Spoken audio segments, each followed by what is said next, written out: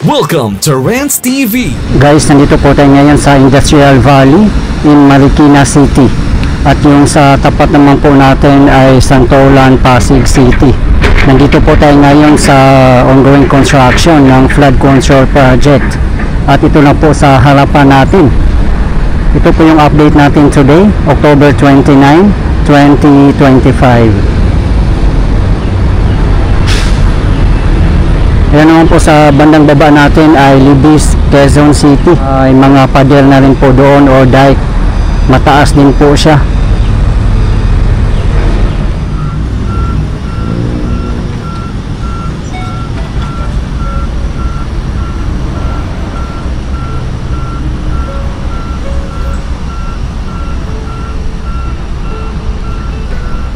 One month ago, nandito po tayo nag-update at ito na po ang progress niya. Ginagawa na po dito ang dike at pati river walk. Makikita po talaga natin dito na matibay at tadtad po ng mga bakal. At ginagamitan pa nila ito ng sheet pile na may kasamang I-beam. At napakahaba din yung I-beam na binaon po nila sa ilalim. Dito naman po na side may pader na po dito. Yung nakapader mismo sa ilog at nakabaon. Ayan po.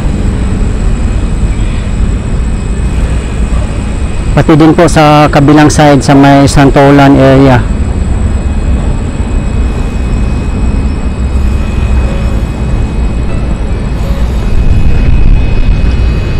Ayan lang po sa tapat natin ang Industrial Valley.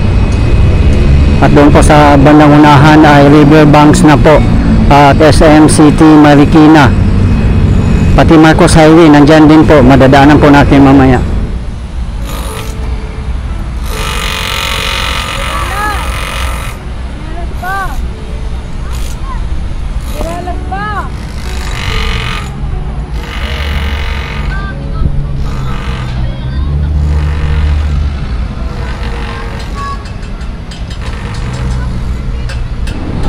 Dito sa kahabaan ng Marikina River from Marikina Bayan up to Manggahan Floodway in Pasig City. Kabilaan po ang project dito at ang mga contractors naman po ay Toyo Construction Company Limited and Shimizu Corporation. Sila po ay mga Japanese construction firms. At yung kabuang project na po na to ay funded ng JICA o Japan International Cooperation Agency. Kaya napakaswerte po ang mga nakatira dito sa Marikina, Pasig, and Quezon City. Kasi hindi po tinitipid ang project dito. At yun nga po, sabi ng mga kababayan natin na mga nagko-comment sa ating previous video, di bali na po mahal ang Japanese construction firms. At least sigurado naman po sa quality na high standard po talaga at pangmatagalan na. At wala na nga po silang tiwala sa mga kababayan natin na mga local contractors. Kaya mas gugustuhin na po nila ang mga foreign contractors katulad ng Japanese and Korean construction firms.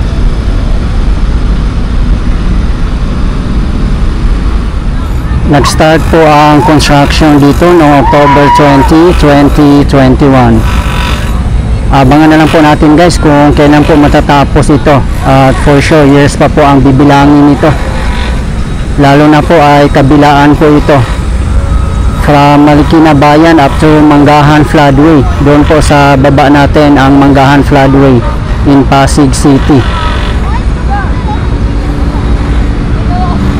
Importante po guys, tuloy-tuloy po ang kanilang trabaho.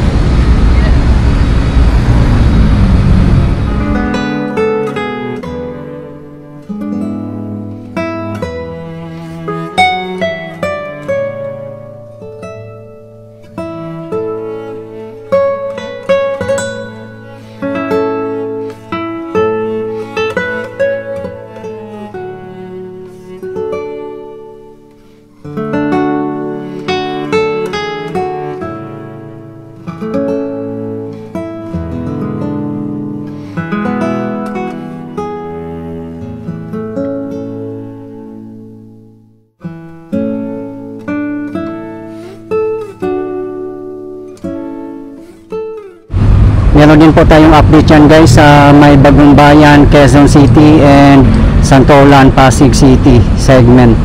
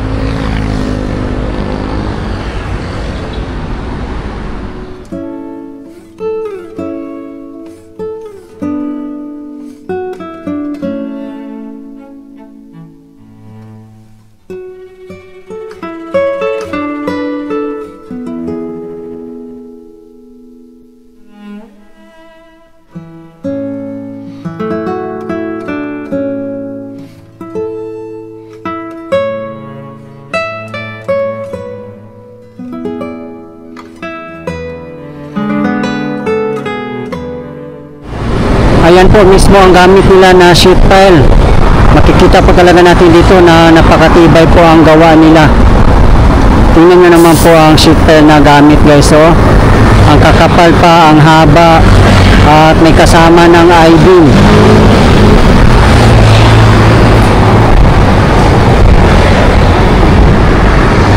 Ayan, kompleto pa sila sa mga heavy equipments. Tingnan nyo naman po.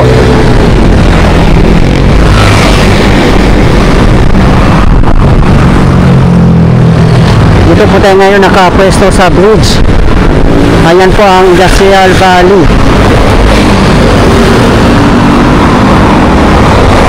Ayan naman po ang SM City Marikina. Pagbaba po natin dito sa tulay ay Marcos Highway na po.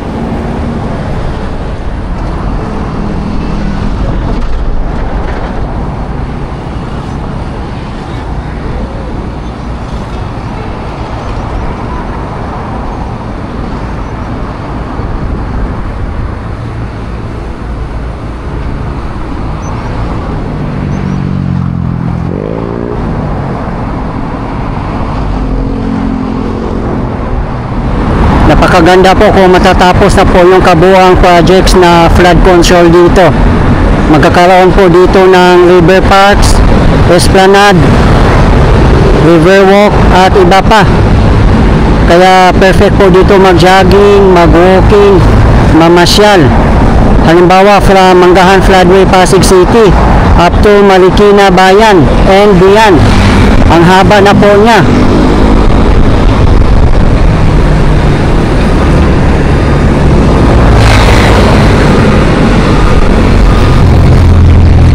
Pwede po tayong dumiretso din papuntang San Mateo. Doon lang po sa bandang taas natin. Mas maganda mag-bike guys kung gano'n na po kalayo.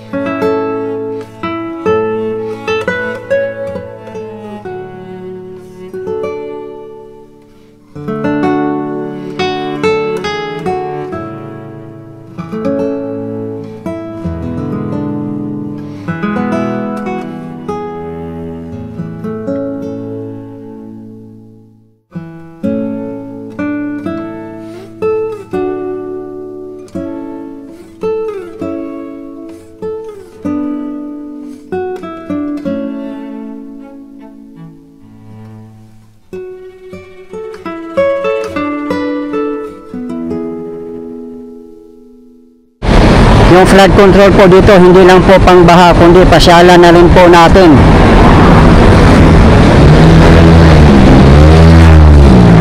Yun lang po sa tapat natin ay Eastwood, Quezon City at Ortigas Center in Mandaluyong City.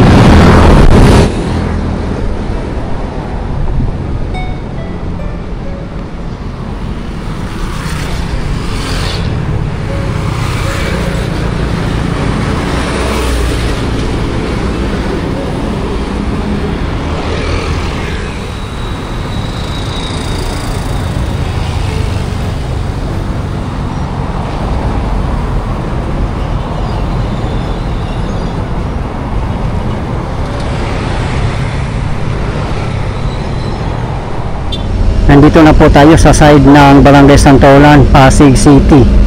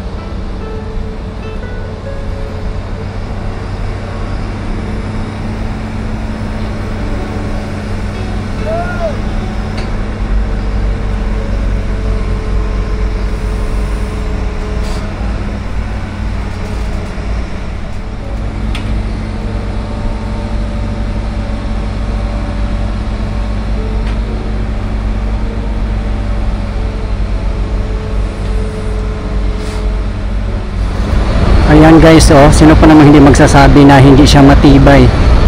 Yung pinakadaik nga po niya ay tagtad po ng mga bakal.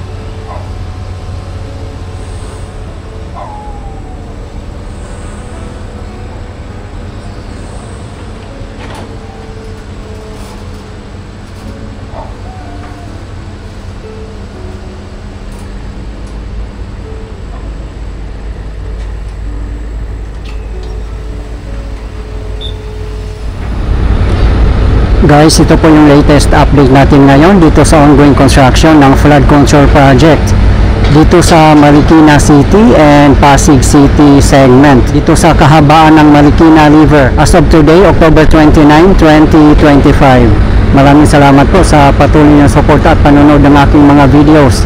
I really appreciate po at hindi po ako magsasawang i-update kayo lalong-lalo na po sa mga government infrastructures. Mabuhay ang Pilipinas! Okay guys, thank you for watching and keep safe everyone.